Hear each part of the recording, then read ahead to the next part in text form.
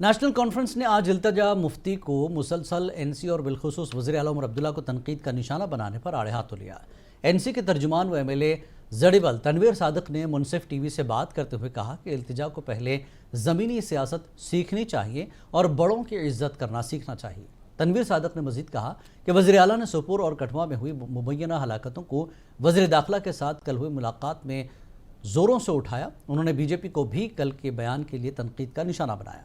अराजी मुलाजमीन के एहतजाज पर पूछे जाने पर तनवीर ने यकीन दिलाया कि उनका मसला बहुत जल्द हल किया जाएगा।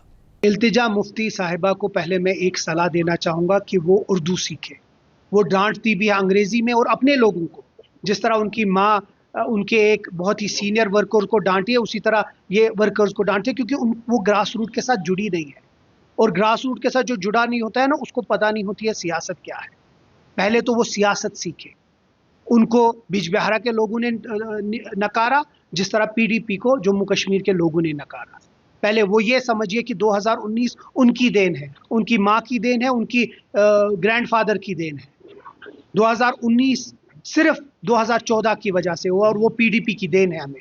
और वो उस 2019 की वजह से हमारे पास स्टेटहुड नहीं है, और उस स्टेटहुड की वजह से हमारे पास होम डिपार्टमेंट और लॉ एंड ऑर्डर नहीं है। तो इसीलिए हम डायरेक्टली इस चीज़ों को नहीं कर सकते। जो हम कर सकते हैं हम वो कर रहे हैं। उमर अब्दुल्ला साहब ने कल होम मिनिस्टर साहब के साथ ये बात उठाई है, और बहुत पुरजोर तरीके से उठाई है कि सोपोर और कठुआ होना नहीं चाहिए।